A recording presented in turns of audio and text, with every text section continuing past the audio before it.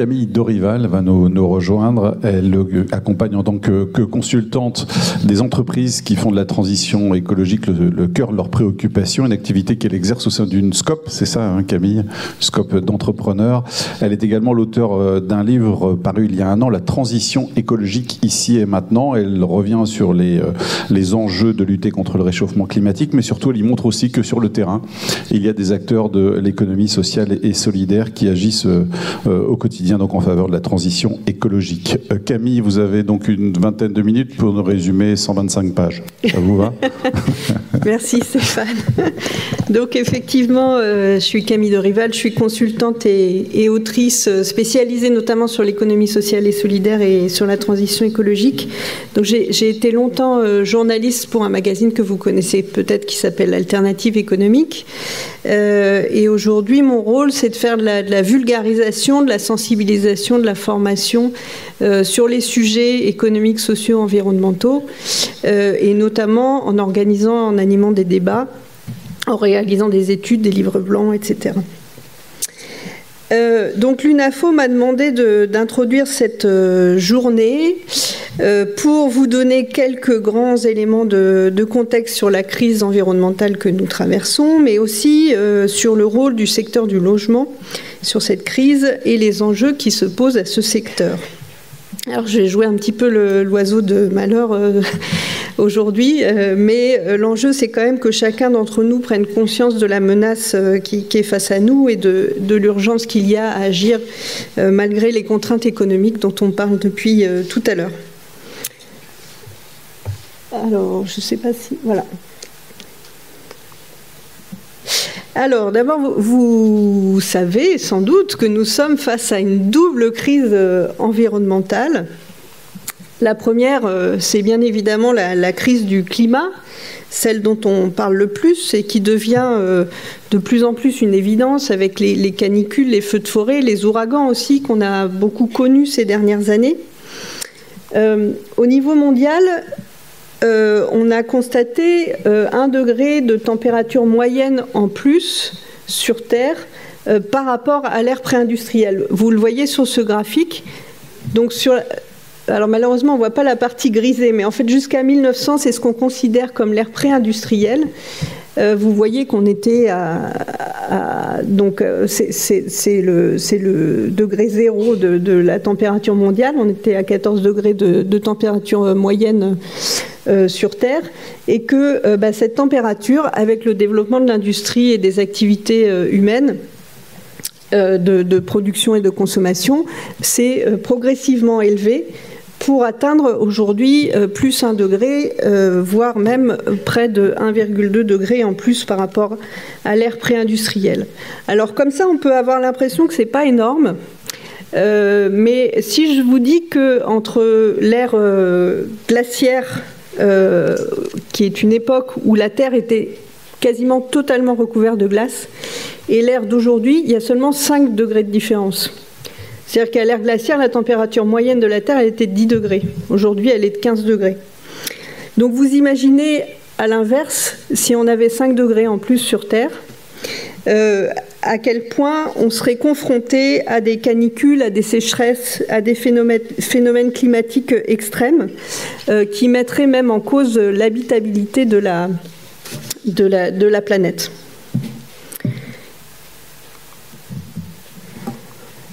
Alors, la deuxième crise environnementale dont on parle moins, mais qui est aussi tout aussi grave que la crise climatique, c'est la crise de la biodiversité.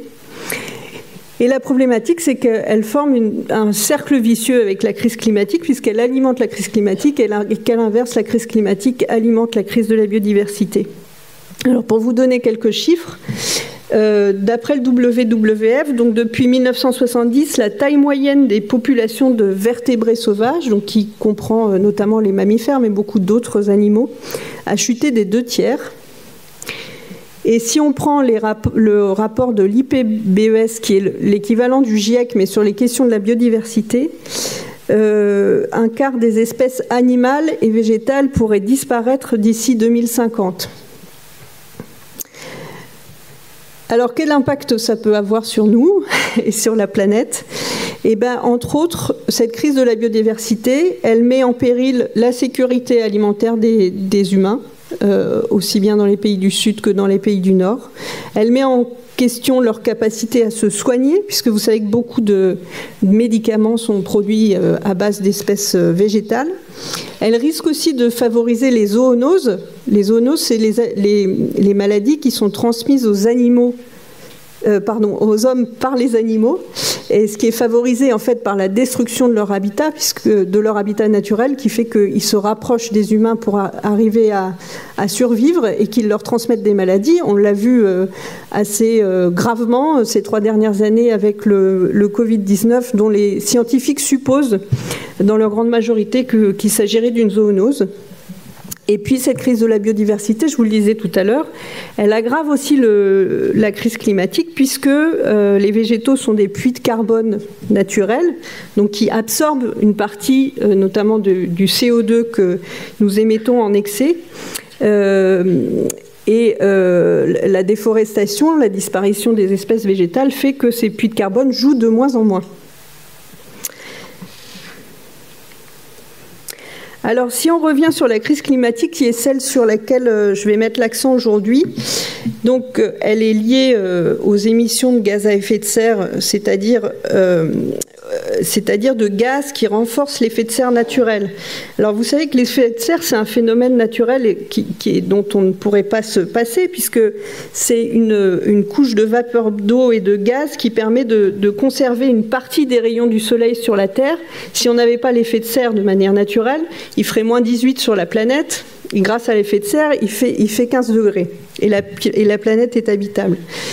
Ce qui est problématique, en fait, c'est pas l'effet de serre en soi, mais c'est ce qu'on appelle l'effet de serre additionnel, qui est causé par les émissions de gaz à effet de serre excessives liées aux activités humaines et qui ne peuvent plus être absorbées de manière naturelle par la végétation ou par l'océan aussi, qui est un puits de carbone essentiel. Et donc, qui font que cet effet de serre se renforce et que la température moyenne sur Terre augmente de manière dramatique. Les gaz à effet de serre, ils sont au nombre de 5 principalement, donc la vapeur d'eau, le CO2. CO2, c'est celui qu'on émet le plus en quantité. Le méthane aussi, qui est notamment émis par les ruminants. Le protoxyde d'azote, qui est notamment présent dans les engrais chimiques. Et puis l'ozone. Et donc, vous voyez que sur ce graphique, que la concentration de CO2 dans l'atmosphère a considérablement augmenté depuis 1984 et qu'on arrive presque à une zone rouge qui est le trait rouge que vous voyez en haut du graphique, qui est le niveau à ne pas dépasser pour limiter le réchauffement climatique à 2 degrés en 2100, qui est l'un des objectifs, le principal objectif même de l'accord de Paris de 2015. Alors effectivement, en 2015, l'accord de Paris, qui avait été signé dans le cadre de la COP 21, fixait cet objectif de ne pas dépasser 2 degrés de réchauffement climatique à l'horizon 2100. Ça implique une très forte réduction de nos émissions de gaz à effet de serre. L'accord de Paris a été décliné au niveau de l'Union européenne avec un objectif de neutralité carbone en 2050. Donc la neutralité carbone, ça veut dire que l'objectif, c'est qu'on n'émette pas plus de gaz à effet de serre que ce que peut absorber naturellement l'océan ou les forêts, enfin les puits de carbone. Ce qui implique d'émettre moins, mais aussi de reforester de manière à ce qu'il y ait plus d'arbres pour absorber le CO2. Et cet objectif a aussi été décliné au niveau français avec la loi énergie-climat de 2019 que vous connaissez et qui fixe un objectif de réduction des émissions de 40% d'ici à 2030. Et cette loi énergie-climat, notamment, elle met l'accent sur le logement, qui représente, Stéphane disait, un quart des émissions de gaz à effet de serre en France. Alors, ça dépend un peu des chiffres et de la manière de calculer, mais ce que disait le ministère, c'est plutôt 20%.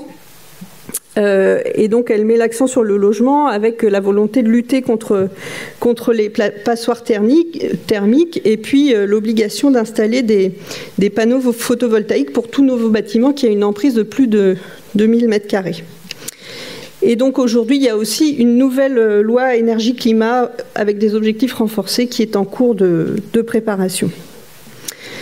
Alors, pour arriver à ces objectifs-là, ça nécessite de réduire nos émissions de gaz à effet de serre de manière très importante. Sur ce graphique, vous voyez l'évolution des émissions d'équivalent CO2, c'est-à-dire l'ensemble des gaz à effet de serre, mais en ayant une équivalence en CO2. Donc vous voyez l'évolution de l'empreinte carbone des émissions de CO2 de la France depuis 1995. Alors ça se réduit progressivement, mais vous voyez sur l'échelle de droite qu'en moyenne, chaque habitant en France émet 10 tonnes de CO2 par an. Alors c'est une moyenne évidemment parce qu'on prend l'ensemble des émissions qui sont causées par la France, aussi bien sur le territoire français que de manière importée, c'est-à-dire que par exemple si on fait produire des vêtements en Chine pour ensuite les importer sur le marché français, les émissions carbone sont comptabilisées pour la France. Et donc, si on totalise l'ensemble des émissions carbone de la France et qu'on divise par le nombre d'habitants, on obtient une moyenne de 10 tonnes de CO2 par habitant. Et est-ce que vous avez une idée de combien de tonnes par habitant il faudrait qu'on ait pour respecter les accords de Paris ? Alors, il y a quelqu'un qui a l'air informé là-bas. Effectivement, c'est 2 tonnes de CO2. Donc, vous voyez qu'on en est loin et que ça implique donc de réduire nos émissions de carbone de 80%. On mesure les efforts à faire et on mesure aussi que ces enjeux nous concernent tous et que chacun d'entre nous doit agir. Alors, en 2019, il y a un cabinet qui s'appelle Carbone 4, qui est un cabinet spécialisé sur les enjeux énergie et climat, qui avait publié une étude qu'ils avaient appelée « Faire sa part ». Et dans cette étude, donc, ils notaient, donc, en 2019, on était à 11 tonnes de CO2 par Français à peu près. L'objectif, c'est 2 tonnes de CO2 par Français en 2050 pour respecter l'accord de Paris. Et donc, ce que disait Carbone 4, c'est que sur ces efforts de réduction de 80% de nos émissions, eux estiment dans un scénario réaliste que à peu près un quart de ces efforts peuvent être assurés par les gestes, les éco-gestes des habitants, des individus, mais que le reste dépend en réalité en très grande partie des efforts à la fois de l'État, des collectivités et des entreprises.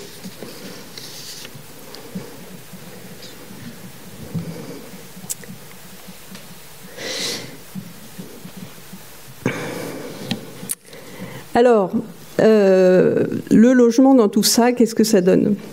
Alors, vous voyez que sur ce graphique que j'ai repris d'un rapport qui s'appelle « Les chiffres clés du climat » qui est édité par le ministère de la Transition écologique.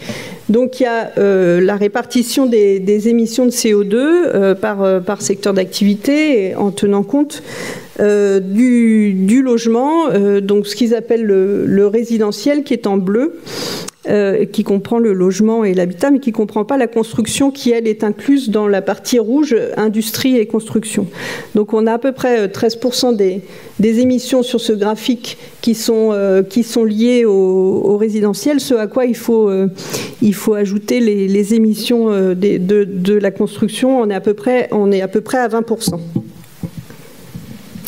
Vous voyez aussi que, en France, puisque vous avez une comparaison avec le reste du monde, la Chine, les États-Unis, l'Union européenne, cette part est plutôt plus importante pour le résidentiel, mais en fait c'est une valeur non pas absolue, mais qui dépend des autres secteurs. Et notamment, vous voyez que la production d'électricité a une part d'émissions de CO2 bien plus importante dans les autres pays, notamment en Chine ou aux États-Unis, où on utilise beaucoup plus, notamment le charbon pour la production d'électricité, donc qui émet beaucoup plus de CO2, alors qu'en France, on a un modèle beaucoup plus basé sur le nucléaire, qui a ses défauts, mais qui émet peu de CO2. Et sur les énergies renouvelables. Alors, à quoi elles sont dues ces émissions dans le logement ? Vous voyez que, en fait, c'est surtout lié au chauffage en très grande partie, à l'eau chaude sanitaire et puis à la cuisson. Et évidemment, ces émissions, elles sont plus importantes quand le logement est mal isolé, puisqu'on a besoin de chauffer plus pour avoir le même résultat en termes de température. Donc, qu'est-ce que peuvent faire les acteurs du logement pour faire leur part ? J'imagine que vous le savez déjà en grande partie, mais en fait, l'enjeu, il se joue à deux niveaux. Donc, au niveau de la construction des bâtiments. Et à l'étape de la construction, il y a plusieurs leviers possibles pour réduire les émissions de CO2. Il y a d'abord l'enjeu de réduire les déchets qui sont liés au chantier de construction. Il y avait une étude qui avait été faite par le ministère de la Transition écologique qui date d'il y a quelques années maintenant, mais qui quantifiait à 42 millions de tonnes de déchets les déchets liés au chantier de construction. C'est des chiffres 2014, mais il n'y a pas de chiffres plus récents. Et sur ces 42 millions de tonnes, moins de la moitié à l'époque étaient revalorisés ou réemployés. Donc vous imaginez que si à chaque fois on emploie des matériaux neufs, ça fait plus de pression sur l'utilisation des ressources naturelles et plus d'émissions de CO2. Alors dans le même état d'esprit, l'idée c'est aussi de réemployer des matériaux usagés et récupérés pour les chantiers. Alors de plus en plus de structures se sont spécialisées là-dessus, sur la récupération et le réemploi de matériaux de construction, notamment dans l'ESS. Dans mon livre, je donne l'exemple d'une association en Île-de-France qui s'appelle Réavi, qui intervient dans le cadre de chantiers de déconstruction, qui vont récupérer des éléments qui peuvent être réutilisés, par exemple des portes, des fenêtres, des lavabos, des radiateurs, etc., qui les trient, qui les remettent en état, qui les reconditionnent et qui les revendent ensuite à bas prix, notamment à des structures de l'ESS. Et quand les matériaux ne sont pas réemployables, ce qui peut être le cas, ils sont recyclés quand c'est possible. Et en plus, l'association Réavi est porte des chantiers d'insertion. Donc ces activités sont assurées par des salariés en parcours d'insertion. Et donc évidemment, le réemploi et le recyclage, c'est une des bases de ce qu'on appelle l'économie circulaire. Et ça contribue à lutter contre la crise environnementale, puisque ça évite de produire de nouveaux matériaux ou de nouveaux objets. Il y a aussi un mouvement qui s'appelle le Cradle to Cradle, qui est encore assez peu développé dans le secteur du bâtiment, puisque c'est assez complexe techniquement. Ça concerne seulement une douzaine de bâtiments en France, donc vous voyez à quel point c'est peu développé.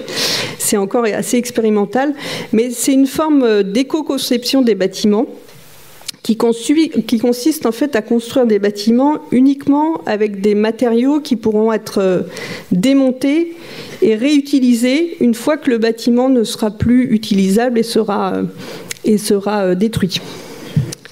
Vous avez ici l'exemple d'une usine qui a été construite en cradle to cradle par l'entreprise de l'ESS Ulteria à Saint-Brie dans l'Yonne. Et donc, eux, ils ont travaillé assez longuement avec des architectes et des ingénieurs pour n'utiliser que des matériaux non toxiques, des matériaux recyclables, des matériaux démontables, des matériaux biosourcés et le plus possible issus de leur propre territoire pour réduire au maximum l'empreinte carbone de la construction de ce bâtiment.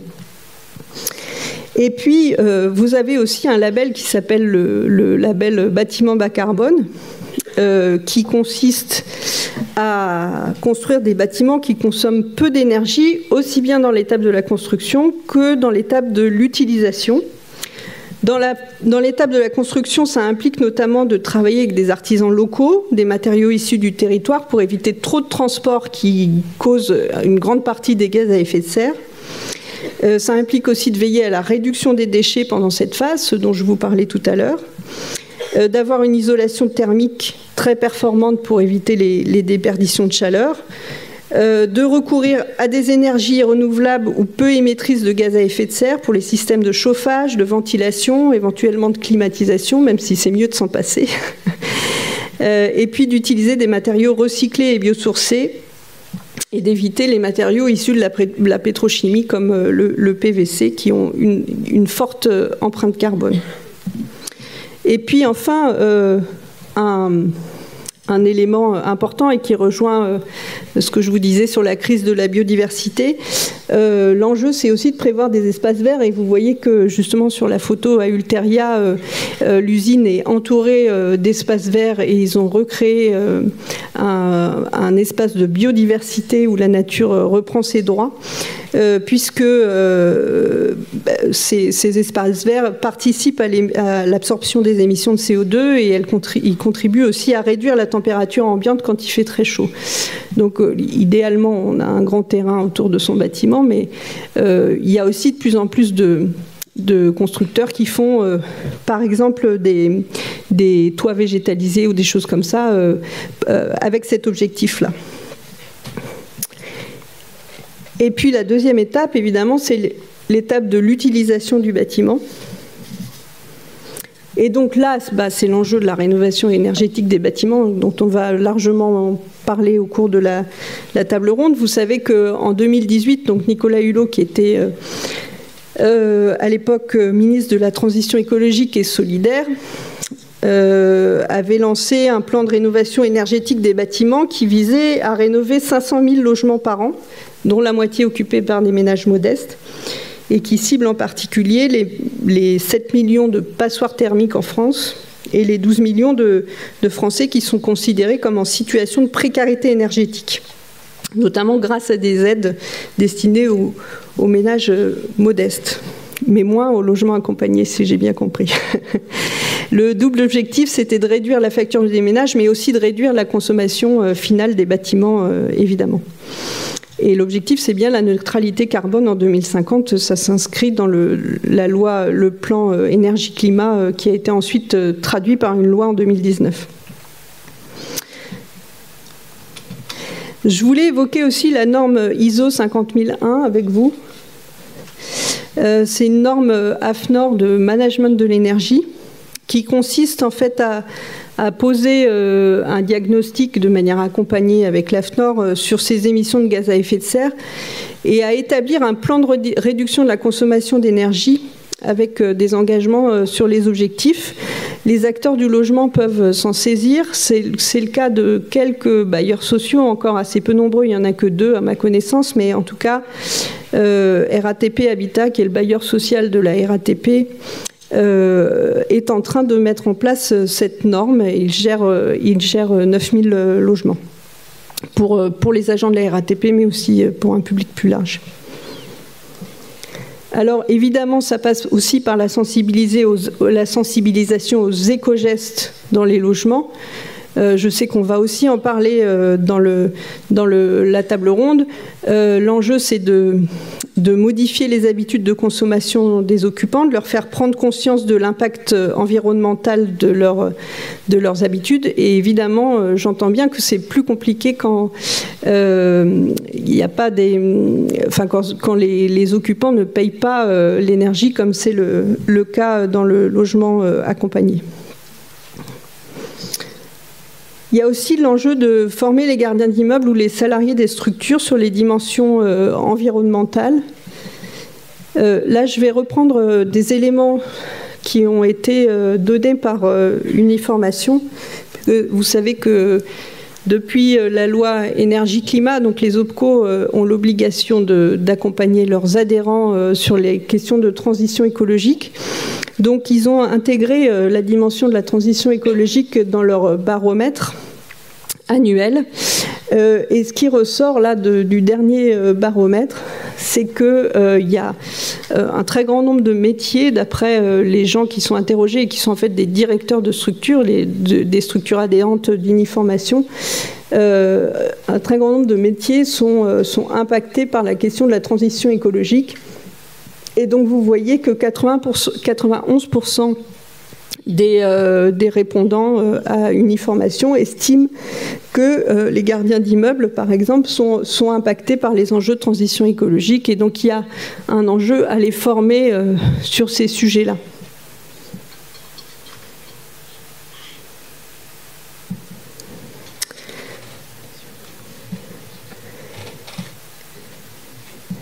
Et pour terminer, je voulais reprendre des éléments qui ont aussi été notés par Uniformation dans le cadre d'une étude qui est en cours de réalisation, dont les résultats ne sont pas encore complètement disponibles. Mais en fait, ils se sont demandé quelles étaient les dimensions qui permettent de caractériser la maturité d'une structure sur les questions de transition écologique. Le premier élément qui ressort, c'est est-ce que la transition écologique est considérée par la structure comme un positionnement stratégique qu'elle souhaite porter ?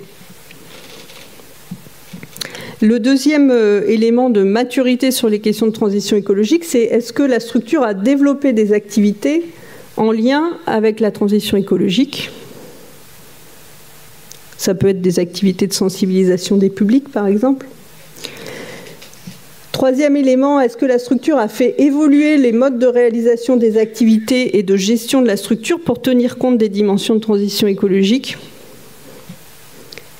Pardon, je suis allée trop vite. Ensuite, la structure a-t-elle fait évoluer les compétences attendues et les politiques de formation des salariés, puisque l'enjeu, c'est bien de sensibiliser l'ensemble des salariés et de leur faire prendre conscience que chacun a un rôle à jouer en matière de transition écologique et de réduction des émissions. Est-ce que la structure participe à des dynamiques collectives autour de la transition écologique, autour de branches, par exemple, de fédérations, de territoires ? Ça peut être une dynamique portée par l'UNAFO. Et puis, est-ce que la structure mobilise toutes les parties prenantes autour de la transition écologique, aussi bien ses salariés que ses bénéficiaires ou ses partenaires, de façon transversale et systémique, c'est-à-dire que la transition écologique est prise en compte dans toutes les actions de la structure et qu'elle se pose systématiquement cette question de l'impact de ces activités.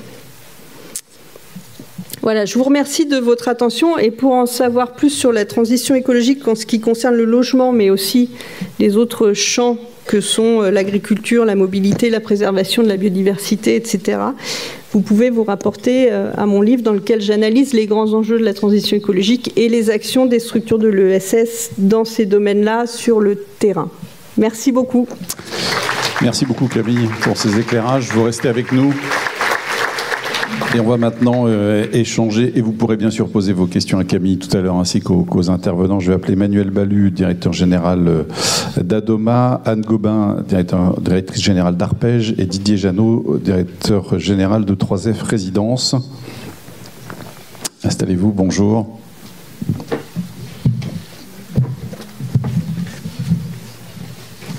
Merci de votre présence.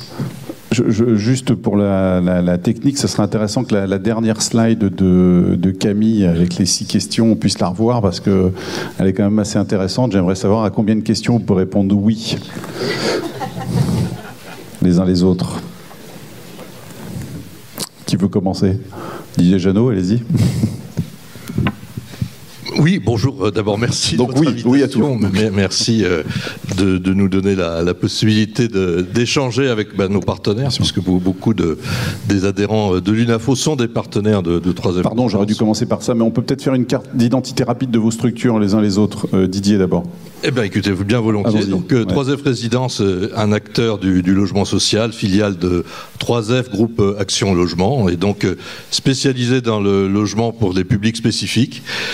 Donc, je le disais, nous avons 250 résidences, 22 000 places sur l'ensemble du territoire français, et surtout 100 partenaires, une centaine de partenaires gestionnaires, puisque nous travaillons toujours avec des gestionnaires dans le domaine du logement pour les jeunes, pour les étudiants, pour les salariés en mobilité, les personnes qui ont des difficultés, les personnes seniors, autonomes ou dépendantes, et puis les personnes handicapées. Voilà brièvement. On revient sur le slide tout à l'heure, juste Anne Gobin. Arpège, une association, donc loi 1901. Voilà, Arpège, association loi 1901, spécialisée dans le logement des jeunes de moins de 30 ans.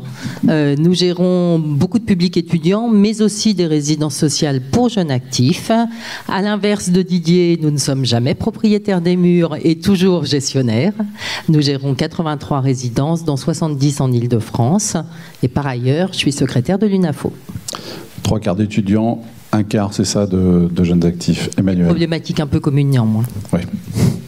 Voilà. Bonjour à toutes et tous, Emmanuel Ballu, directeur général d'Adoma, qui est un acteur du logement accompagné et de l'hébergement, à peu près pas loin de 90 000 places réparties sur un peu plus de 850 sites et opérées par 3 000 salariés environ, avec un modèle qui est plutôt effectivement un modèle de propriétaire gestionnaire, même si on peut être locataire aussi parfois, ou bailleur, les deux.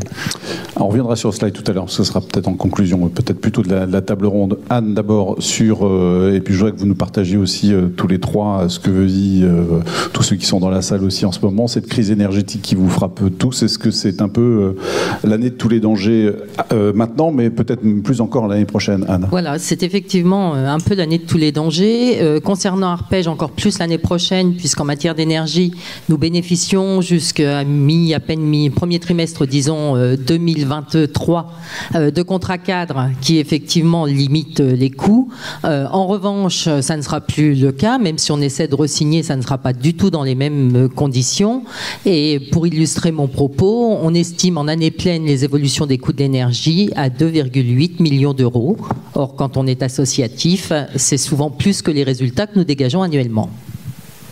Emmanuel, pour vous, vous l'avez estimé le surcoût? C'est un modèle sous tension en ce moment? C'est un modèle sous très forte tension, hein, comme tous ceux qui sont dans la salle, je pense. Hein, même si la surface de l'entreprise fait que l'impact est plus important, mais en proportion, c'est le même, puisqu'on on a vraiment changé de monde. Hein, on est passé, nous, on a un contrat cadre, ou l'équivalent d'un contrat cadre qui nous couvrait sur le gaz, par exemple, jusqu'à fin juin, et auquel on accédait à la molécule, le mégawattheure, on le payait 19,35 €. Vous connaissez les prix du marché. Ces derniers temps, c'était autour de 120 €.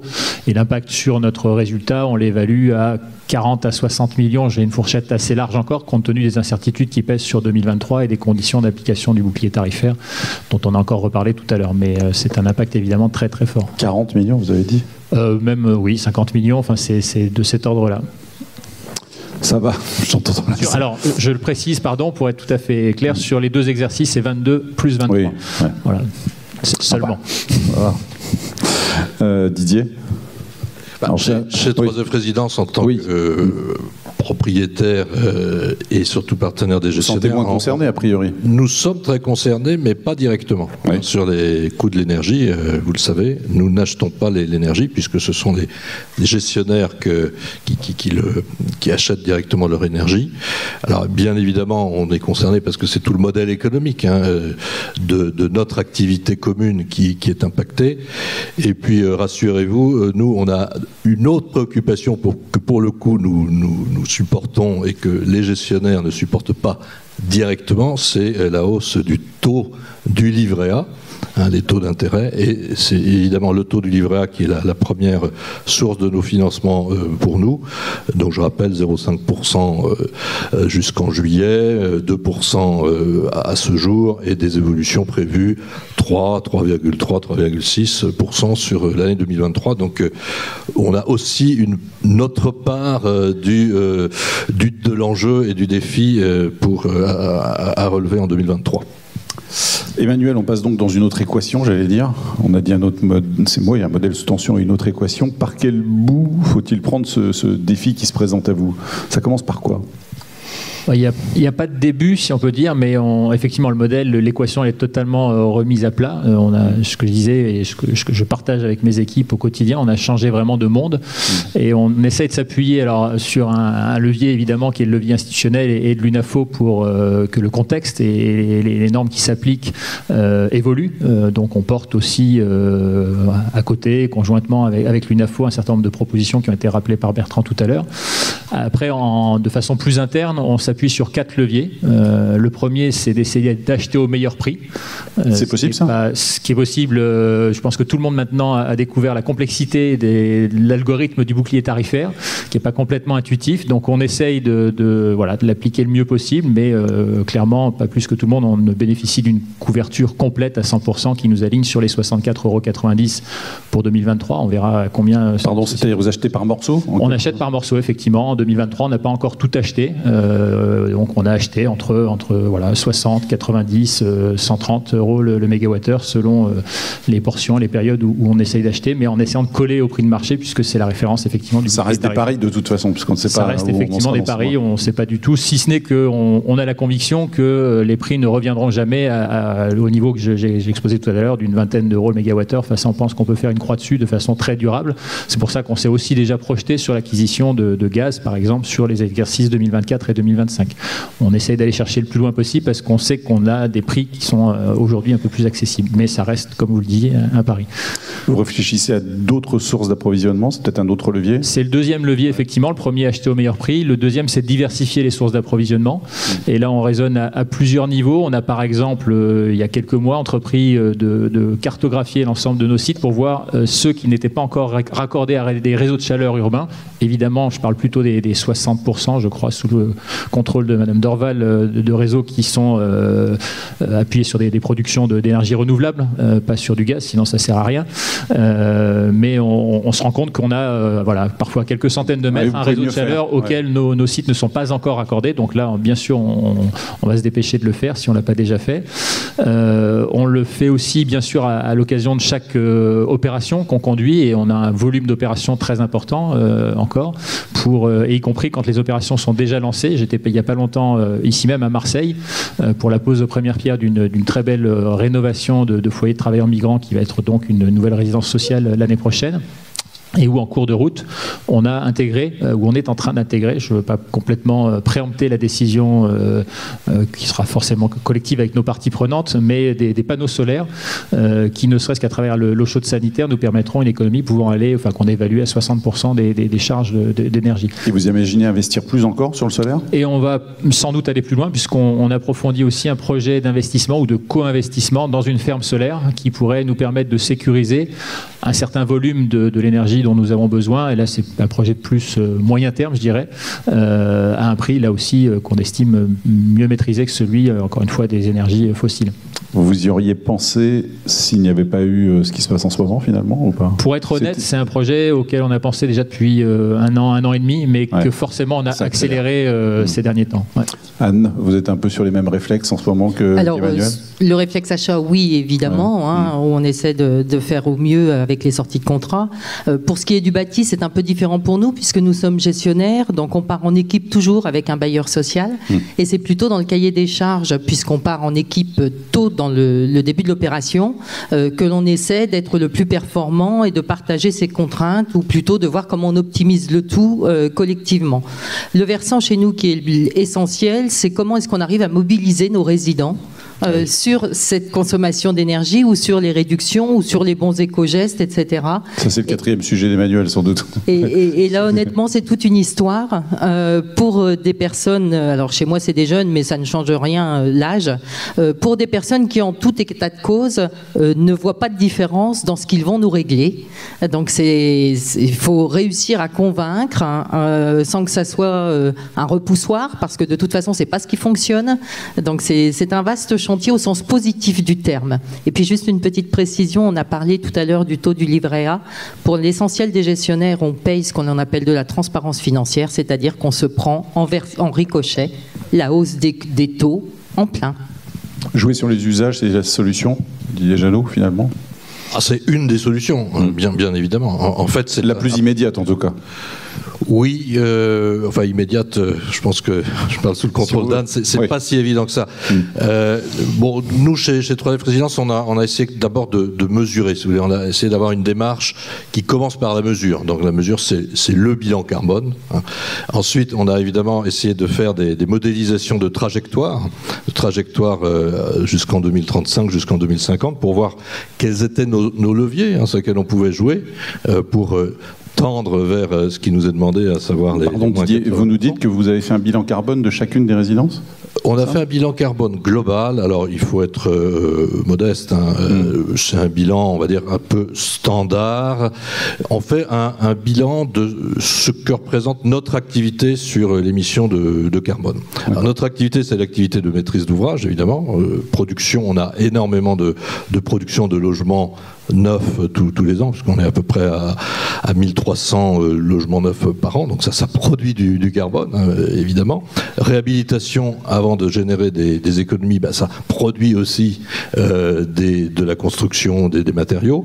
Et puis on n'a pas voulu s'attarder sur notre propre activité. On considère que notre bilan carbone, c'est aussi le bilan des habitants qui habitent les résidences dont nous sommes propriétaires et qui sont gérées par les gestionnaires. Donc tout ça, on a fait tout ça.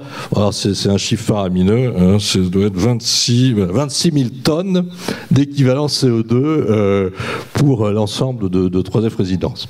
Voilà, donc ça fait 1,5 tonnes d'équivalent CO2 par logement. Bon, voilà, c'est très notionnel, mais ça c'était la première démarche, et on a constaté d'ailleurs que, vous voyez, 56% de ce bilan carbone, ça provient de notre propre activité. 43%, c'est l'activité des résidents. Donc on voit bien que si on veut agir sur le bilan carbone de structure comme la nôtre, c'est ensemble que nous pouvons le faire. Et donc ça, c'est la deuxième étape, c'est les leviers, les enjeux. Alors on a donc travaillé avec plusieurs scénarios. Un scénario, si on ne changeait rien, évidemment, on arrive quand même, parce que même si on ne change rien, on fait déjà des choses. La construction neuve, elle est beaucoup plus économique qu'il y a 10 ans, qu'il y a 20 ans. Enfin, elle est beaucoup moins consommatrice de carbone, vous l'avez dit tout à l'heure. Les rénovations, on y reviendra. On y revient sur les rénovations, les reconstructions. Mais on arrive... Donc avec business as usual, on n'arrive évidemment pas aux chiffres. Bon, la difficulté, c'est que même en étant en avance de phase par rapport aux réglementations environnementales 2020, en poussant non pas la construction neuve, mais la réhabilitation, la restructuration de bâtis existants, donc en essayant d'être le plus économe possible, en poussant les feux sur la réhabilitation, on n'arrive pas au moins 80%. On arrive déjà, je crois que on arrive à moins 62% en 2080. C'est déjà pas mal. Bon, c'est pas mal. Voilà. Mais en fait, pour y arriver, il faudrait arrêter de construire. Et c'est quand même pas l'objectif, étant donné les besoins que vous avez cités tout à l'heure et qu'on partage évidemment. On y reviendra sur ces sujets-là. Je reviens aux résidents. C'est un sujet ou pas pour eux, chez vous, Emmanuel? C'est évidemment un sujet, c'est ce que moi j'appelle le quatrième levier. Pour vous, mais pour eux? Pour eux, c'est tout l'enjeu, c'est que ça le devienne pour eux. Aujourd'hui, ça ne l'est pas parce qu'effectivement, notre modèle qui est très protecteur fait que la différence entre le loyer et la redevance, c'est que les charges, quelles qu'elles soient d'ailleurs, parce qu'on parle beaucoup des charges de l'énergie, mais il y a l'inflation affecte d'autres postes. Pour n'en citer qu'un, le mobilier, c'est une inflation de plus de 15 à 20% des prix que nous, on a constaté sur nos fournisseurs.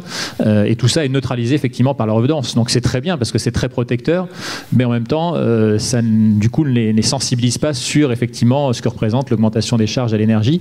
Et c'est un enjeu évidemment donc de travail et sur lequel il faut trouver les bons arguments. C'est là toute la difficulté. C'est pour ça que quand on parlait de court terme, moyen terme, je pense que c'est plus un sujet de moyen long terme. Ça passe par qui? Par les équipes d'abord? Ça passe d'abord par les équipes et c'est pas juste de mettre des affiches en disant soyez des éco-citoyens qui les sensibilisera. C'est clair, ils ont d'autres problèmes dans la vie, donc il faut trouver d'autres arguments. Et malheureusement, on sait que les arguments auxquels ils sont plus sensibles, c'est quand ça les affecte matériellement. On le voit d'ailleurs, c'est très intéressant. puisque la réglementation nous autorise aujourd'hui à refacturer des consommations excessives d'eau. Ce que nous pratiquons à Doma, et pas tant pour faire rentrer de l'argent dans les caisses que pour avoir une approche pédagogique, parce que notre boulot, c'est de les orienter vers un logement social dans le parc privé, et de faire en sorte qu'ils aient l'autonomie requise pour pouvoir habiter durablement dans ces logements-là. Alors qu'on sait qu'avec le poids que prennent ces charges aujourd'hui, s'ils n'en prennent pas conscience, on les mettra en difficulté très rapidement. Donc, l'éducation énergétique. Donc dans le parcours résidentiel, ça fait partie de ça. Et j'ai échangé encore pas plus tard qu'hier avec des équipes de terrain, des responsables de résidence qui confirmaient toute la vertu qu'a cette refacturation de consommation excessive d'eau. Et c'est pour ça qu'avec l'UNAFO, on plaide pour que la réglementation évolue aussi et qu'elle permette la refacturation des charges d'énergie, même si on est conscient en disant ça que si le décret sort demain, on ne pourra pas l'appliquer demain parce que nos logements ne permettent pas aujourd'hui pour la plupart le décompte individuel de ces charges d'énergie. Mais en tout cas, ça fait partie des leviers qu'il faut mobiliser. Et sans attendre effectivement cette évolution, on essaie de trouver des arguments différents, des astuces, être dans l'animation. Par exemple, on fait intervenir des partenaires comme l'ADEME, d'autres sachants dans les résidences sociales pour venir sensibiliser en direct les résidents à ces éléments-là. On essaie de trouver aussi des choses incitatives pour les encourager par équipe autour de projets. Mais je pense que c'est plus de l'animation, encore une fois, que de l'information pour essayer de trouver Vous en ressentez les effets de ce qu'ils vous en disent ou pas ? Pas encore, c'est vraiment trop tôt parce que c'est des choses qu'on a engagées, mais on a lancé là il y a quelques jours un plan de sobriété énergétique à l'attention d'abord de nos personnels, parce qu'il faut aussi être exemplaire soi-même. Il ne s'agit pas de dire à nos locataires on va appliquer de façon plus rigoureuse les consignes de température comme c'est prescrit aujourd'hui au plan national, si on ne le fait pas soi-même dans nos propres locaux, par exemple. C'est une évidence, mais c'est bien de la rappeler parce qu'elle n'est pas toujours appliquée. Et donc on forme aussi nos collaborateurs sur ces sujets-là pour qu'eux-mêmes puissent ensuite porter ce discours et surtout le mettre en action auprès des résidents. D'autres astuces, Anne, parce qu'on est à l'écoute des bonnes astuces, des bonnes idées sur ces sujets en ce moment. Alors effectivement, chez Arpège, on est convaincu qu'il faut d'abord convaincre nos salariés, puisque c'est eux qui sont en contact direct au sein des résidences avec les personnes logées. Évidemment, il n'est pas question de dire « Ah non, mais nous, le salarié, on n'est pas concernés et c'est seulement l'affaire des résidents ». Donc on essaie de mener des actions qui peuvent être parfois les mêmes, notamment sur mode de jeu, pour des prises de conscience. Alors, je dois avouer que le numérique chez nous est très très présent, comme chez beaucoup de personnes. C'est qu'est-ce que consomme un site internet, par exemple. On est en train de faire le bilan carbone de notre site internet, puisque toute la commercialisation des logements repose sur ça, avec multiples photos, etc. Et qu'on sait que c'est ravageur. Aussi parce que le public jeune que nous logeons globalement a un smartphone greffé au bout de la main et passe sa journée à scroller. Et de là, les sensibiliser sur la consommation numérique, c'est peut-être un peu ambitieux, non ? À sensibiliser, non. De dire qu'ils vont changer leur comportement, c'est un autre sujet. Mais comme nous tous, ouais. Sensibiliser sur le fond, je pense qu'on peut sensibiliser, mais après, le tout, c'est qu'on passe de la sensibilisation à l'action. Et à mon avis, c'est là où on va beaucoup moins rire. On est déjà passé, effectivement, sur une maîtrise des températures. Alors, au bureau, c'est relativement facile à gérer. Ça grogne un peu, mais globalement, ça se gère. Là où ça se corse, c'est dans les logements. Le jeune ou la personne qui va avoir un chauffage d'appoint, on sait que ça surconsomme, et néanmoins on ne va pas pouvoir taper aux 12 500 portes pour voir lesquelles ont un chauffage d'appoint branché. Donc on a ce type de difficulté. Vous avez parlé de l'affichage, on sait qu'ils peuvent passer 12 fois devant une affiche sans jamais la voir. Donc on a fait évoluer les flyers pour mettre des stickers sur la porte quand ils sortent. Il faut bien qu'ils sortent, donc ils doivent bien voir qu'il y a un truc coloré. Enfin on espère. C'est de multiples choses comme ça. Et puis sous forme. Vous avez des coachs énergie aussi par résidence. Voilà, c'est sous forme. On a un challenge là. On aura deux séances de quiz, et le but est qu'il y ait un coach énergie par résidence. Alors là, vu le nombre d'inscrits sur le quiz, je pense qu'on n'en aura pas un par résidence, mais on va essayer de stimuler aussi du côté des collaborateurs, qui lui effectivement serait à nos côtés pour s'occuper avec ses pairs de la maîtrise de l'énergie. On est persuadé que si c'est un jeune, enfin un résident en tout cas, ça aura plus d'impact que si c'est nous le gestionnaire. Donc on est en train de mettre ça en œuvre. Est-ce que vous avez estimé les coûts réels Est-ce que vous pouvez communiquer les coûts réels de l'énergie auprès des résidents? Est-ce que ça sert à quelque chose? Alors, notre plan d'action est en plusieurs phases. Là, on vient de parler du quiz et en effet, on a des traditions, c'est-à-dire qu'on se voit à plusieurs reprises avec les résidents pour des moments conviviaux. Alors, on va un peu plomber l'ambiance au mois de janvier, puisqu'auparavant, on va leur faire parvenir un fac-similé d'avis d'échéance avec ce que leur coûterait réellement l'impact des énergies. L'idée étant, après d'être avec eux, pour que ça soit un temps d'échange et de sensibilisation à nouveau. En fait, on va essayer de ponctuer au fil du temps sur ces aspects-là, parce que là, on parle de l'hiver, de l'énergie, etc. Mais le confort d'été est aussi un sujet, le nombre de douches, enfin, j'en passe, c'est des meilleurs. Et c'est ce que disait Emmanuel, c'est aussi les préparer quelque sorte aussi au futur logement qu'ils auront en tant que locataires avec des frais réels. La durée moyenne de séjour, si je fais un Arpège, est de 26 mois en résidence sociale et de 19 en résidence étudiante. Donc, effectivement, l'un de nos enjeux, c'est d'en faire le locataire qui saura se débrouiller demain avec l'intégralité de ses charges. Les 57% dont a parlé Bertrand tout à l'heure, qui sortent du logement accompagné. Si je peux me permettre, si on échange un petit peu, je pense que la mesure de la consommation, c'est la première chose. Et vous l'avez dit tout à l'heure, vous l'avez fait pour l'eau.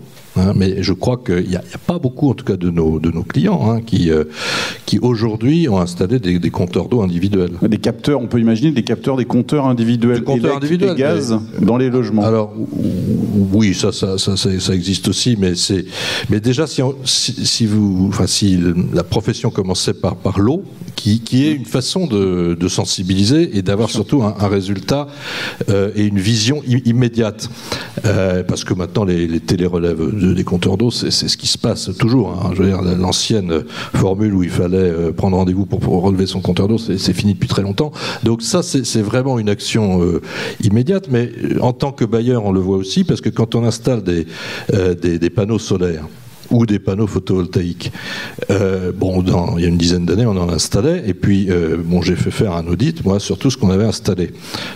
Et voilà, évidemment, la réaction, on pouvait s'y attendre, d'ailleurs on s'y attendait, c'est pour ça qu'on fait l'audit, il y en a la moitié, c'est énorme, la moitié qui ne fonctionnait pas, ou pas bien, voire pas du tout. Ce qui est insupportable. Et pourquoi c'était comme ça? Parce que les panneaux solaires, c'est de l'appoint. On ne chauffe jamais, on réchauffe l'électricité, on réchauffe l'eau chaude à travers les panneaux solaires. Mais si les panneaux solaires ne marchent pas, l'installation, elle continue de marcher. Simplement, on consomme plus que ce qu'on aurait dû consommer. Donc la mesure de ce que produit donc les compteurs caloriques au niveau des installations, c'est extrêmement important. Et ensuite, quand on fait la mesure, après il y a le monitoring. Donc ça, c'est vraiment des choses qui nous appartiennent en tant que bailleur pour les installer, et ensuite appartiennent, on va dire, aux gestionnaires, parce que c'est vous qui avez les contacts avec les exploitants. Et là, on parlait tout à l'heure de formation de toute la chaîne, mais que les exploitants qui sont habitués à faire des chauffages classiques, etc., et la compétence sur les panneaux solaires, moi je me suis aperçu que c'était très rare. Très très rare. Ils n'ont pas la compétence, donc en réalité ils bricolent. Et donc tout ça c'est un enjeu, et c'est aussi des sources de progrès. Mais simplement il faut aller au bout de la chaîne. Il ne s'agit pas de dire on investit. Il faut mesurer. Et d'une certaine façon c'est pareil avec tout ce qu'on met en place, les chaudières à condensation, les équipements et même tout ce qu'on fait sur les façades. Ça n'a d'intérêt que si on constate réellement une baisse de la consommation. Alors c'est le cas bien évidemment, mais si on la constate à hauteur de ce qui nous a été vendu entre guillemets, et si on nous l'a vendu, c'est qu'on le paye, et c'est nous et vous qui le payons. Donc ça c'est un vrai enjeu, mais qui est un enjeu commun, parce que il est vrai que la gestion des contrats est réalisé par nos gestionnaires, et il y a des gestionnaires dans la salle qui ont des systèmes très pointus, et puis il y en a d'autres qui, je pense par la mutualisation et les échanges que vous allez avoir cette semaine, vont aussi se dire qu'il y a des choses à faire qui sont alors là pour le coup plus rapides que les comportements. C'est déjà les comportements de nos exploitants qui fassent leur boulot avec les bons outils, et qu'ils vous rendent les services qu'ils attendent, enfin que vous attendez, c'est-à-dire la température au bon niveau, etc. Et pas de fuite, enfin tout ce qui est quand même une part assez importante des surconsommations d'énergie. Oui, Emmanuel. Oui, juste pour abonder dans le même sens, hein, c'est effectivement ce par quoi il faut commencer la mesure. Nous, on vient d'investir massivement dans les thermomètres, ça coûte pas cher. Et notamment par référence, il y a François Debelle, notre directeur régional, qui est dans la salle, avec une expérience qu'on a retirée d'une résidence, d'ailleurs, qui, je crois, sera visitée lors d'un atelier cet après-midi, ici à Marseille, qui est Vieille Chapelle, qui est l'une de nos, on n'en a pas 36, on en a 2, résidences dites connectées, sur lesquelles on a une capacité de mesurer dans chaque logement la température et derrière de l'exploiter, et on voit que effectivement dans la relation qu'on a avec les exploitants, les fournisseurs d'énergie, ne serait-ce que sur l'équilibrage et sur quelque chose qui est réputé être à la pointe du progrès et de la technologie, on a des écarts très significatifs allant jusqu'à 5 ou 6 degrés, hein, François, sur une résidence qui a été réputée être équilibrée dans ses colonnes entre les étages. Donc ne serait-ce que là-dessus, il y a un travail déjà très très important, et donc ça vaut pour une résidence connectée, ce qui n'est, comme ça a été rappelé, pas le cas de la plupart de nos sites, mais même dans les autres résidences, l'intérêt effectivement d'avoir des collaborateurs qui ont un thermomètre, c'est de pouvoir aller faire ces vérifications de manière manuelle, et aussi avec le volet pédagogique, de montrer, parce que quelquefois, et c'est l'un des paradoxes qu'on peut retrouver quand on passe d'un foyer de travailleurs migrants à une résidence sociale, qui est beaucoup plus performante au plan énergétique, c'est que la manière dont les résidents perçoivent la chaleur, elle peut être identique, mais ce n'est pas le même processus de chauffage. Ils ne s'y retrouvent pas, ils ont le sentiment qu'il fait plus froid dans leur logement alors que la température est la même, et c'est important de pouvoir leur montrer, et de leur montrer avec un thermomètre dans la main que voilà, on est bien à 19, 20, voilà, on n'est qu'à 19 officiellement. Est-ce que c'est un argument de dire aux résidents, écoutez, si on travaille tous ensemble sur la sobriété énergétique, que vous vous y mettez aussi, on aura plus de fonds propres aussi pour rénover, réhabiliter les bâtiments? Alors la notion de fonds propres, je ne suis pas sûr qu'elle soit accessible à tous nos résidents. Par contre, de fait, et c'est un des arguments que je partageais encore une fois avec les équipes ces derniers jours, c'est de leur dire, si vous ne jouez pas le jeu, c'est la qualité de l'accompagnement et la qualité du service et de l'accueil qu'on vous propose qui est en cause, qui est impactée. La rénovation de votre résidence, pour celles qui ne sont pas encore faites, on va devoir la retarder ou peut-être y renoncer si effectivement, et là on peut, les chiffres que je vous donnais tout à l'heure, hein, de l'ordre de 50 millions d'euros, ça parle à tout le monde, même si personne ne les a sur son compte, enfin en tout cas pas dans la salle je pense, c'est quelque chose qui est très parlant, et donc ça peut leur permettre, en tout cas il faut essayer d'utiliser cet argument en leur disant il y a ce risque réel sur l'appui que vous apporte Adoma, sur l'accueil que vous propose Adoma et l'ensemble des opérateurs, l'autre étant, comme vous le savez aussi, qu'il y a un risque de rupture, mais ça c'est pas spécifique à Adoma, si on tire trop sur l'énergie, on risque des coupures, nous dit-on. On va parler du bâti dans un instant. Camille, peut-être à votre regard aussi, vous pouvez prendre le micro de Didier si vous voulez. Et peut-être aussi des partages de bonnes pratiques, une chose que vous avez pu voir aussi chez d'autres acteurs de l'ESS pour essayer de sensibiliser les usagers, même si les problématiques ne sont pas partout les mêmes. Hein. Oui, enfin, ce qui me frappe en fait en vous écoutant, c'est que vous êtes quand même face à une équation un petit peu difficile et voire même pas forcément soluble qui est d'un côté la crise de l'énergie qui est liée à la guerre en Ukraine et qui fait que ça met en péril votre modèle économique, et puis en même temps la crise de l'énergie c'est aussi un des révélateurs de l'urgence à agir pour le climat. Et vous avez tout intérêt à agir pour réduire vos consommations d'énergie, mais vous n'avez pas forcément les financements qui y sont liés. Moi, ce sur quoi je voulais un peu attirer votre attention, c'est que la crise énergétique, c'est un enjeu de court terme qui, on peut l'espérer, va être résolu, je ne sais pas, dans 1 an, dans 2 ans, une fois que la guerre sera terminée et que les prix seront revenus à la normale, à la plus loin normale. On peut l'espérer, mais la crise environnementale, c'est un enjeu à la fois de court terme, de moyen terme et de long terme, et qu'il ne faut pas la perdre de vue, et que voilà, j'espère qu'une fois que la crise énergétique sera résolue, vous garderez en tête quand même cette importance d'agir pour réduire les émissions dans vos résidences, mais je pense que les participants de cette table ronde en sont convaincus. Didier Jeannot, sur la réhabilitation, comment on rend les logements plus vertueux? On joue sur quoi? Alors, d'abord, en effet, quand on réhabilite pour 20 ans ou 25 ans. Donc, on est bien obligé de se projeter et pas simplement conjoncturellement pour faire face à des coûts de l'énergie. D'autant plus que, bon, la lenteur des projets, enfin, que vous savez très bien que quand on démarre un projet, voilà, on en discute avec les partenaires, c'est la première chose, hein, parce que, bien évidemment, il faut entendre le besoin du client et voir comment l'équilibre économiquement. Alors, heureusement, quand même, on est dans des principes où, quand on a besoin de rénover une résidence, normalement, il y a un emprunt qui avait été contracté au moment de la construction, qui est justement arrivé à échéance. Bon. Et c'est quand même comme ça. Alors, c'est comme ça qu'on arrive à faire des opérations de rénovation, de réhabilitation, sans trop, soit en ne touchant pas, soit en n'augmentant pas trop le loyer de nos gestionnaires. Bon, alors sur quoi agit-on ? Bien évidemment, classiquement, les façades, le bâti, bon, ça a été cité tout à l'heure, je ne veux pas être très original, les toitures aussi, hein, donc on va calfeutrer le bâtiment de tous les côtés. Les équipements, donc chaufferie, alors chaufferie, bon là on va être à un tournant, hein, parce que jusqu'à présent, la doxa, c'était, on le sait, c'était de passer en chaudière collective gaz. Hein, c'était quand même ce qu'on nous disait, ce qu'il y avait de mieux, de plus efficient. Hein, l'individuel électrique, c'était banni. D'ailleurs, c'était pénalisé dans tous les DPE.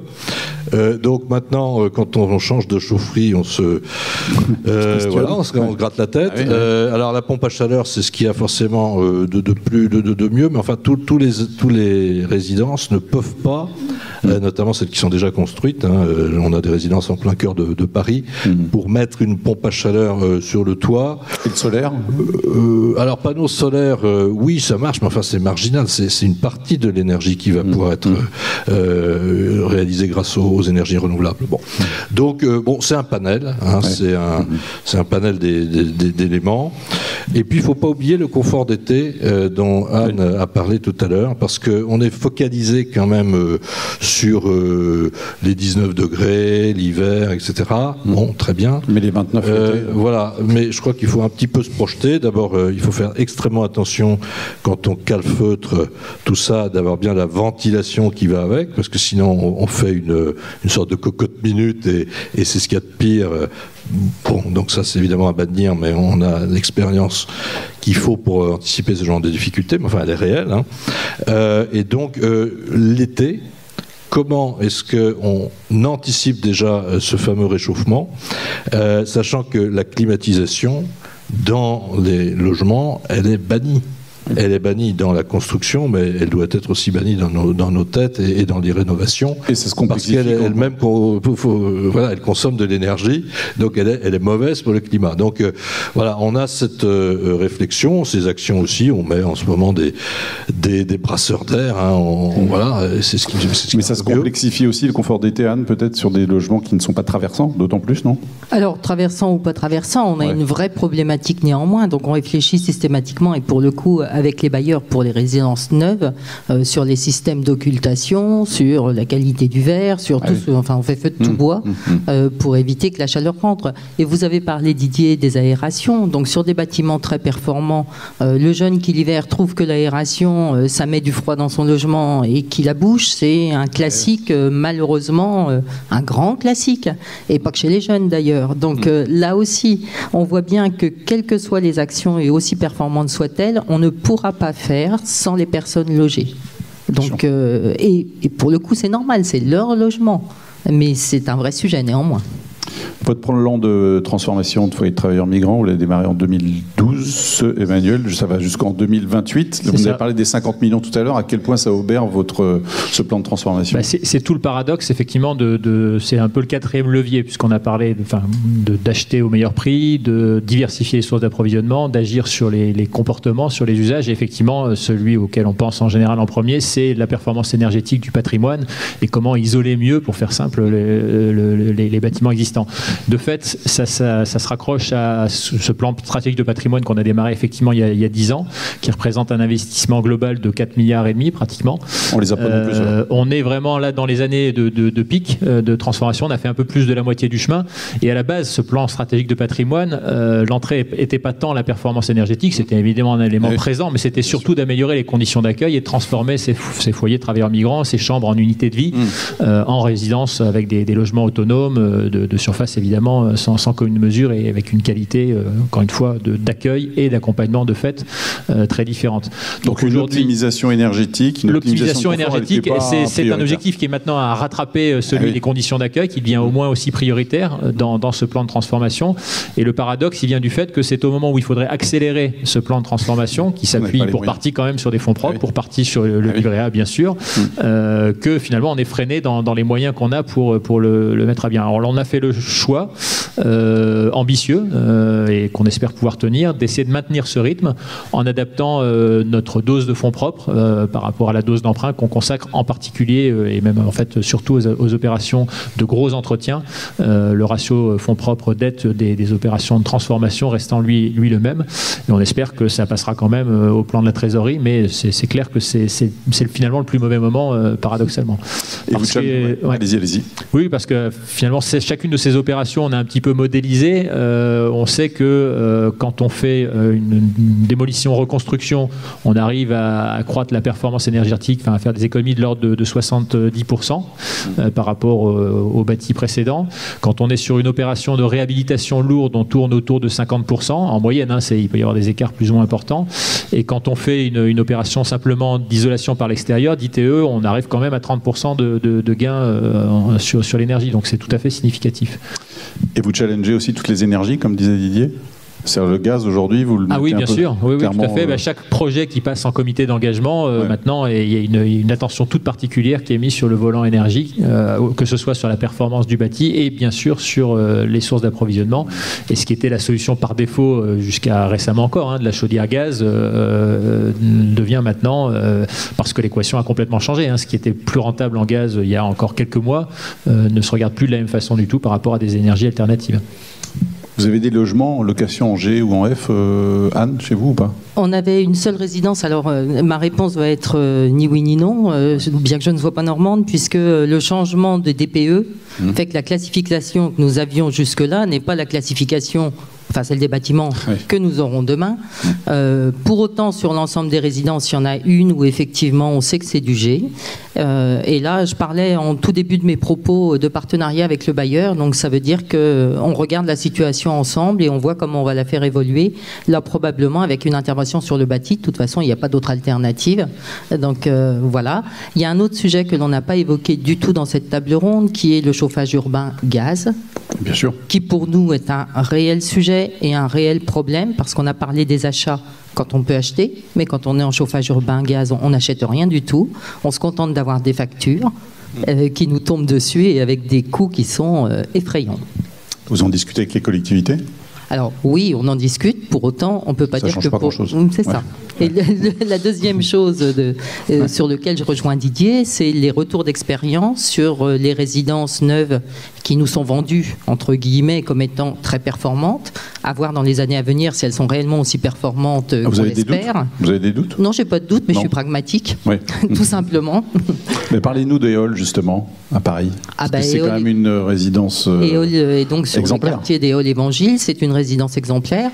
Toutes les planètes sont alignées pour qu'effectivement nous ayons peu de consommation, que les résidents s'y sentent bien, etc. Mais pour autant, et comme on le fait pour les autres résidences au demeurant, on monitore toutes nos résidences sur les consommations que l'on constate, s'il y a des pics, etc. Sur cette résidence-là, s'il y a des pics, il y a fort à parier que ça sera quand même sur des sujets d'usage. Je parle de pics. A contrario, si la consommation globale était bien au-delà de ce que l'on nous promet, on s'interrogerait autrement. Et puis sur tout ce qui est panneaux solaires, etc., on a un autre sujet, vous l'avez évoqué, c'est les contrats. Des prestataires qui connaissent ou ne connaissent pas et qui vous vendent parfois des contrats, ou en tout cas qui essaient de vous vendre des contrats à prix d'or. Évidemment, il y a toujours qui profitent. Une nouvelle résidence sociale fin 2023, c'est ça, Emmanuel, donc qui va venir avec des panneaux solaires ? Il y en a une, effectivement, j'ai cité tout à l'heure, fin 2023. Qui effectivement doit voir le jour d'ici fin 2023. Didier, vous êtes en discussion aujourd'hui avec les gestionnaires sur les nouvelles pistes de construction, de réhabilitation possibles. C'est de la discussion permanente, mais qui s'accélère en ce moment. Non, c'est pas une accélération. On a un plan pluriannuel. On se doit d'avoir éradiqué toutes les fameuses étiquettes F et G. Donc ça, c'est le plan global Action Logement pour fin 2023. Donc on est en bonne voie. Bon, il en reste quelques-unes, mais elles seront toutes lancées fin 2023. C'est plutôt pour les résidences neuves. En effet, on discute toujours avec nos gestionnaires, mais c'est vrai que les résidences neuves, elles ont un modèle plus compliqué à équilibrer encore que les résidences existantes. C'est parce qu'elles subissent le coût du foncier qui existait déjà depuis un certain temps, le coût de la construction qui a fortement augmenté. Alors c'est peut-être conjoncturel, mais on n'en sait rien encore. Et donc on a des équilibres économiques qui étaient déjà très très très serrés, qui se trouvent mis à mal. Alors l'ARE 2020, c'est très compliqué de savoir finalement quel a été l'impact du surcoût de la RE 2020 en soi, puisqu'elle est arrivée en même temps que la crise des matériaux. Donc personne ne le saura jamais, ça arrange beaucoup de monde certainement, mais en tout cas, on ne le sait pas, mais ce qu'on constate, c'est que tout globalement, c'est 15-20% de plus qu'on a sur tous les appels d'offres après négo, parce qu'à l'ouverture des plis, c'est 25. Pardon, juste Anne, sur EOL par exemple, le surcoût, c'est quoi par rapport aux résidences que vous faisiez avant? Alors là, je suis incapable de vous donner comme ça. Non, mais voilà, donc il y a cet impact-là. Du côté du financement, il y a les taux d'intérêt, on l'a dit, ils vont s'appliquer tout au long de la vie. Non, parce qu'ils sont en pointe, mais les projections sont quand même plus optimistes sur la durée de vie du bâtiment. Et puis, du côté des gestionnaires, il y a en effet cette hausse du coût de l'énergie qui est là. Donc, nous, notre débat qu'on a avec nos partenaires, c'est finalement, est-ce qu'on accepte collectivement ce surinvestissement ?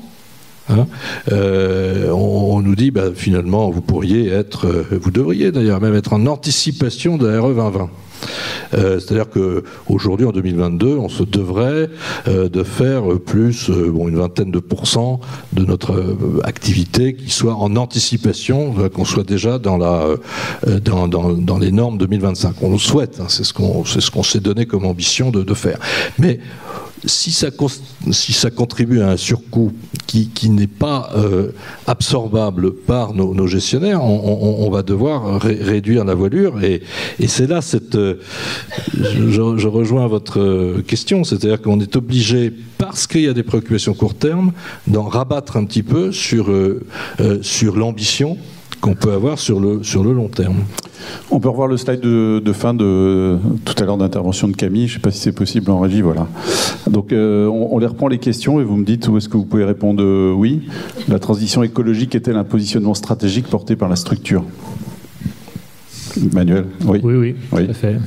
Oui aussi, on est en train de réécrire notre projet associatif, comme toute association, et ça va être effectivement un de nos axes stratégiques. C'est la feuille de route et ça permet d'embarquer tous les collaborateurs. Didier, oui aussi. Très bien. La structure a-t-elle développé des activités en lien avec la transition écologique ? Oui, également. Oui. La structure a-t-elle fait évoluer les modes de réalisation des activités et de gestion de la structure ? On en a parlé également. Ouais. Oui. La structure a-t-elle fait évoluer des compétences attendues et les politiques de formation des salariés ? Aussi, très bien. La structure participe-t-elle à des dynamiques collectives autour de la transition écologique de branches de fédération de territoire ? Oui, pas le choix, j'allais dire.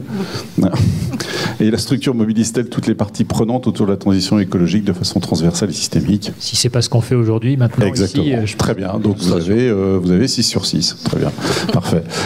Vos questions dans un instant, vos témoignages aussi, puisque plus des questions, c'est aussi intéressant que vous témoigniez, vous partagiez comme l'ont fait les intervenants sur scène. Je voudrais donner la parole à 2 personnes. Emmanuel Brasseur. Où est Emmanuel ?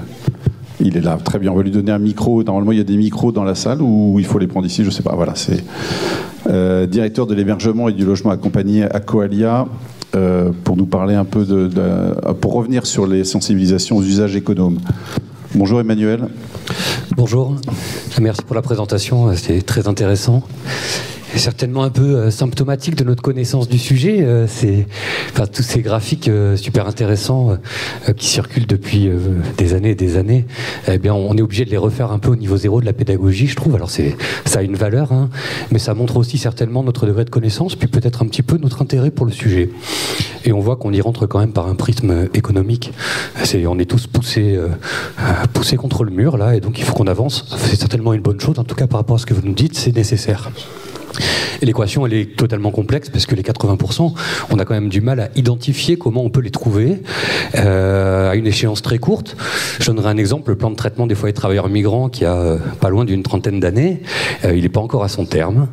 On a encore un paquet de F, de G, et puis au-delà des F et des G, de structures qui ne font pas du tout l'affaire par rapport aux objectifs qui sont fixés. Donc voilà, j'espère qu'on sera capable de trouver les ambitions de ces sujets. Je sais que c'est difficile d'anticiper parce que l'environnement autour de nous, il nous aide pas non plus à anticiper. Les business plans de nos structures, la façon dont les réglementations thermiques se mettent en œuvre, dont les aides, que ce soit pour développer une nouvelle offre ou que ce soit pour améliorer l'offre existante, eh bien, elles sont pas toujours au rendez-vous et en tant que gestionnaire, évidemment, elles nous compliquent la tâche pour aller dans ces ambitions qui sont évidemment très importantes. Il y a un enjeu technique, il y a un enjeu immobilier, et on a beaucoup parlé de développement, mais je ne sais pas combien on développe en France sur notre parc, peut-être 2-3% par an. Donc combien d'années il faut pour aussi attaquer tout ce qui existe et tout ce qui doit être traité pour nos enjeux économiques, pour les enjeux d'accompagnement des résidents, ça a été beaucoup dit, c'est très important, mais aussi évidemment pour la question environnementale. Et puis les enjeux financiers, alors ceux des réhabilitations, ceux du développement de l'offre, aussi ceux de nos redevances et des révisions de nos tarifs. Ça a été annoncé par Bertrand. C'est naturellement un grand sujet, même si peut-être que le fait qu'on n'ait pas l'indice composite, eh bien, ça nous amène à nous interroger doublement sur comment nous on doit traiter le sujet. C'est quelque chose que nous on regarde aussi sur évidemment l'évolution des pratiques et ce sujet de l'accompagnement de nos résidents. Pour avoir fait un peu d'immobilier dans ma vie, c'est vrai que les ventilations double flux, typiquement, c'est pas quelque chose qu'on a posé massivement sur nos structures, parce qu'on sait que les usages de nos résidents, eh bien, ils sont pas toujours conformes avec ces équipements modernes, qui demandent un peu de technicité, qui demandent d'avoir en tout cas une certaine connaissance. Et vous savez qu'on travaille tous avec des publics précaires qu'on accompagne, qu'on doit accompagner aussi sur ces sujets. Alors on a aussi à Coalia évidemment des plans d'action sur les différents items qui ont été fixés. Moi je m'intéresse un petit peu plus sur le sujet du changement des pratiques, de comment on peut travailler sur l'enjeu social, l'accompagnement de nos locataires et de nos résidents. Alors pour ça, on espère que la médiation pourrait être un outil intéressant. On croit beaucoup à la médiation à Coalia. On croit beaucoup au fait qu'on doit accompagner nos résidents, mais aussi accompagner nos équipes sur ces sujets. Et que la médiation, elle a certainement une capacité à pouvoir embarquer un petit peu tout le monde au travers de ce sujet de l'environnement et de l'énergie. Alors un des items qu'on cherche à développer, parce qu'il y en a plusieurs, mais c'est comment on va essayer d'aller vers nos résidents, comment on va essayer de les mobiliser plus, de les mobiliser mieux, parfois de commencer à les mobiliser, parce qu'on a des sites sur lesquels cette mobilisation, cette sensibilisation, elle est pas facile. Pour ça, on pense qu'il faut aller vers. Et qui, Emmanuel? Alors, qui va faire voilà. Comment on va vers c'est une bonne question. Évidemment, avec nos équipes de proximité. On a l'avantage, c'est une des caractéristiques du logement accompagné, c'en est une belle, de pouvoir avoir des équipes qui sont sur site, à côté de nos résidents, à côté de nos locataires. Et donc, qui peuvent quotidiennement sensibiliser les personnes. Il faut aussi qu'on sensibilise nos salariés. Donc à Coalia, on est en train de monter un projet qui s'appuie à la fois sur des conseillers énergie-consommation, mais aussi sur des équipes de volontaires en service civique. Le fait de s'appuyer sur les jeunes, certainement peut-être un petit peu mieux sensibilisés sur ces questions.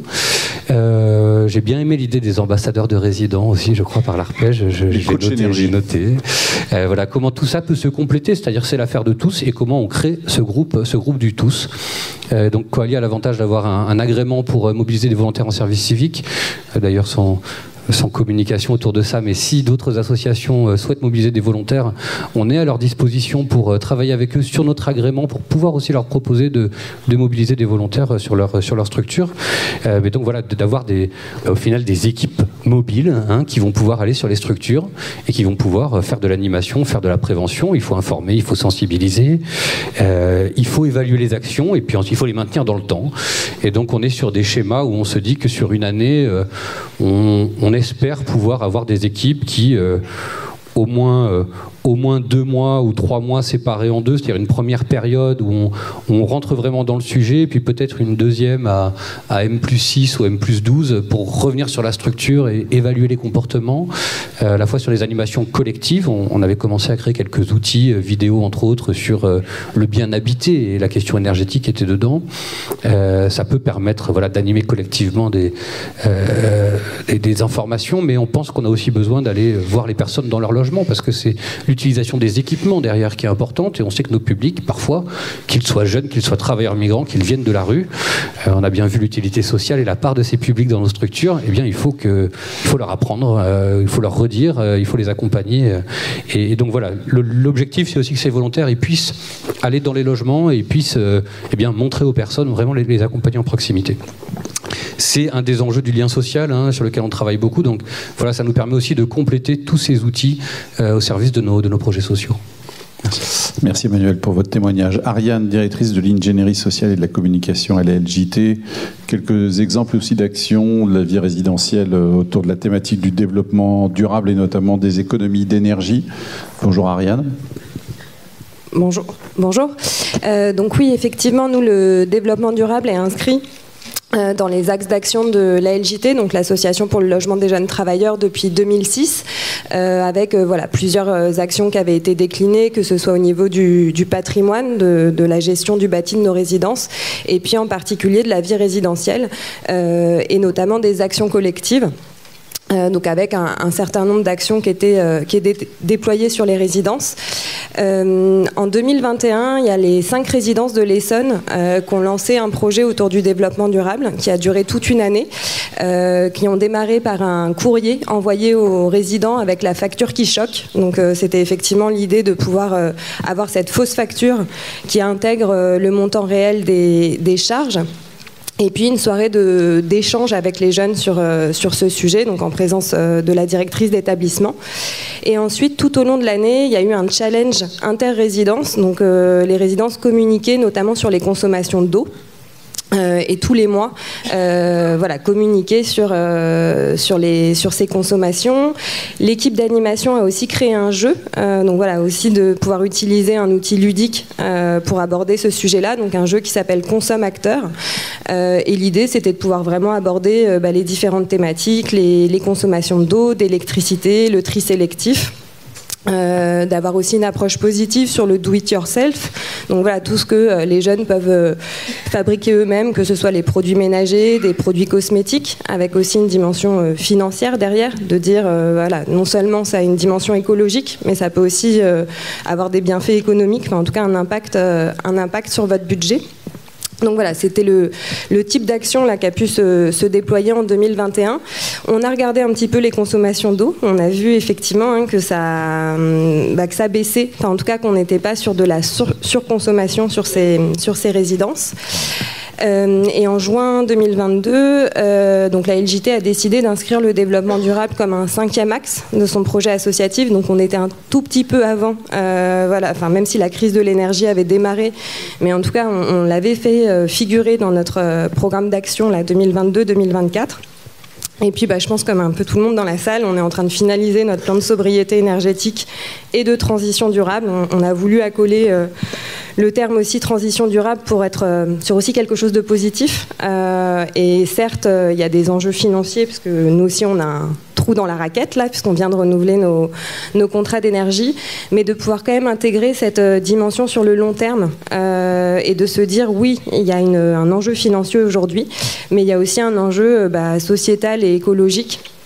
et que ça fait aussi partie de notre mission sociale au sein de la LJT de pouvoir sensibiliser les jeunes à ce sujet-là. Donc effectivement, là, on va intensifier, comme tout le monde, les actions auprès des résidents, que ce soit dans les actions collectives, mais aussi de réintégrer les économies d'énergie dans l'accompagnement individuel, et notamment pour les préparer à leur futur logement, c'est-à-dire vraiment de se dire, là effectivement, sur les résidences à LJT, ils ne payent pas au réel de leur consommation, mais l'objectif, c'est quand même de les accompagner vers un logement autonome où là, ils payeront, et souvent, ils reviennent nous voir en nous disant « Ah, mais je ne savais pas ». Et donc, effectivement, là, de se dire, on réintègre vraiment ce sujet-là dans l'accompagnement individuel.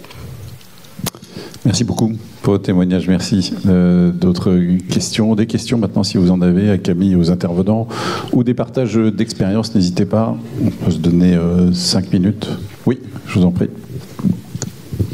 Si vous pouvez vous présenter, merci beaucoup. Oui, bonjour. Abdel Edaoui, directeur général de Jeunesse Habitat Solidaire, Bordeaux. Donc, très heureux en tout cas des différents éclairages qui ont été apportés. Vraiment, ça met en perspective, hein, et tout le propos également qui a été développé par le président de l'UNAFO et sur la donnée 1 euro investi, 4,50 € en fait d'impact. Hein. Enfin, pourquoi je reviens là-dessus? Parce que dans nos responsabilités en qualité de directeur général, on use, on abuse du contrôle de gestion, des tableaux de bord prospectifs également, en essayant du mieux que nous pourrions, que nous pouvons, avoir une certaine maîtrise des situations. Or, le Covid, notamment, ce qui se passe actuellement, nous montre qu'on est convoqué à faire face, non pas au business as usual, mais à négocier en fait davantage une forme d'instabilité, d'incertitude par ailleurs. Et les différentes questions qui ont été posées, hein, notamment Madame Vidal, sur finalement l'implication des parties prenantes. Donc j'entends en fait dans les témoignages qui sont développés que nous essayons en fait là où nous sommes à développer des solutions les plus pragmatiques possibles, les plus impactantes sur ce sur quoi nous pourrions avoir maîtrise. Mais on voit en fait que derrière, c'est bien le sujet en fait et du modèle économique et peut-être, j'oserais le terme, de la mise en œuvre en fait de commun. Et quand je pense en fait au logement accompagné qui répond en fait à un objet, à des ambitions d'utilité sociale, je ne peux pas ne pas penser également en fait au secteur sanitaire et aux hôpitaux par ailleurs. Et je trouve qu'il y a un parallèle en fait assez intéressant entre le travail que nous pouvons mener et également en fait le travail qui a pu être mené ou qui peut être mené également dans les hôpitaux. Donc moi j'appelle, hein, c'est ce qui a été dit un peu en filigrane, à ce que nous revoyions en fait nos modèles, à ce qu'il y ait un courage en fait politique fort dans le soutien plein et entier des dispositifs en fait de logement qui ont une utilité sociale forte, qui sont impactantes pour l'ensemble des territoires dans lesquels en fait nous sommes impliqués et ancrés également, et puis de manière à soutenir véritablement les politiques de logement que nous pouvons mener les uns et les autres. Donc encore merci pour vos témoignages, mais je voulais appuyer ces éléments-là. Voilà. Monsieur le ministre, un commentaire? Non, il n'est pas là. Une autre question dans la salle, s'il vous plaît. Un autre témoignage. Oui. Ouais. Juste là. Pardon.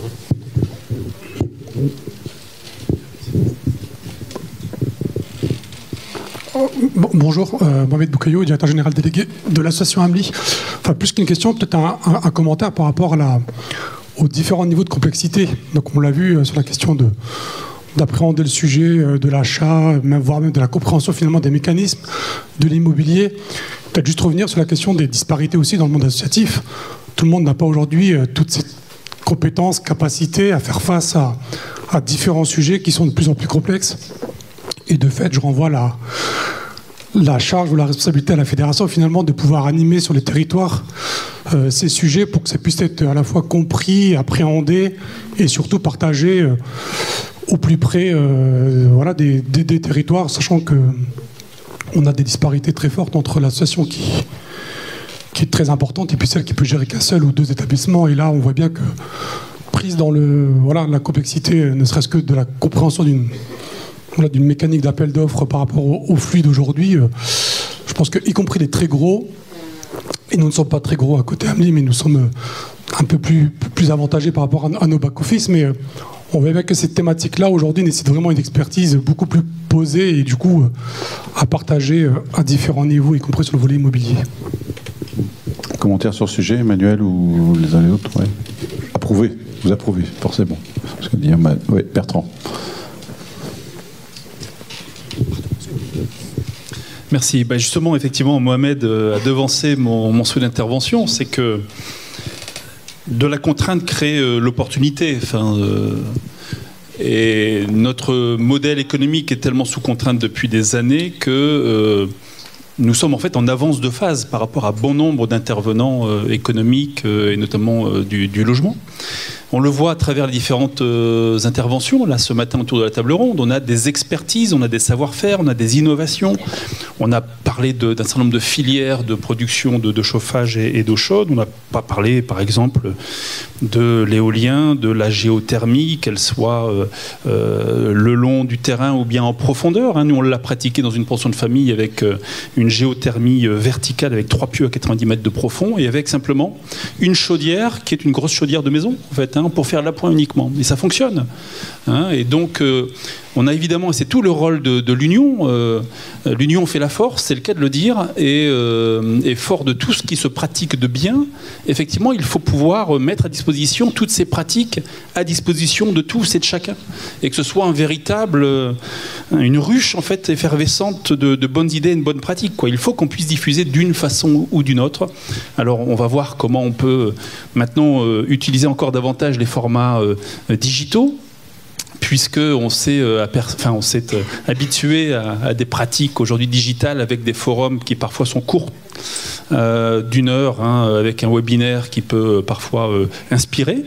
Peut-être qu'on peut aussi réunir au sein de l'UNAFO, sans que ce soit forcément très consommateur en temps de la part de l'équipe, parce qu'on a une équipe qui est très à l'œuvre, mais qui a aussi ses limites en termes de volume, de capacité à faire. Mais on peut peut-être aussi, s'il y avait des adhérents qui sont vraiment fer de lance sur des sujets aussi techniques et pointus que ceux-ci, se saisir aussi et piloter un groupe de travail qui peut être dématérialisé sans aucun problème. Enfin voilà, tous ces sujets-là, effectivement, il faut qu'on puisse les travailler ensemble et les diffuser ensemble.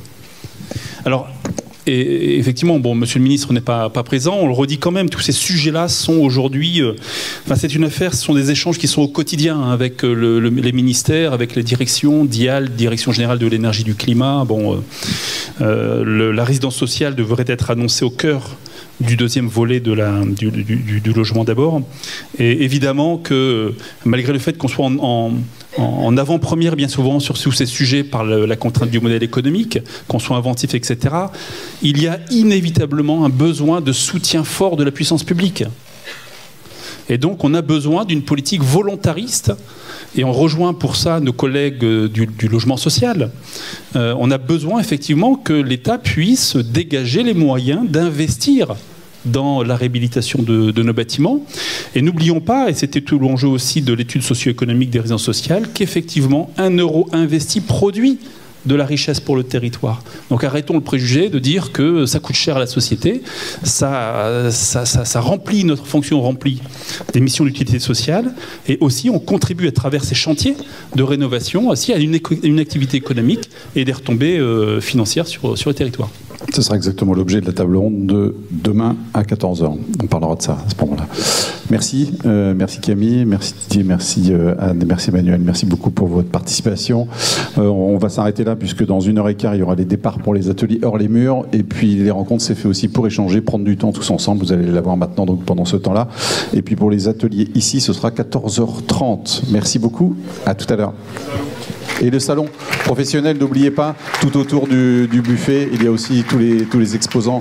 Profitez-en pour aller aussi leur rendre visite. Merci.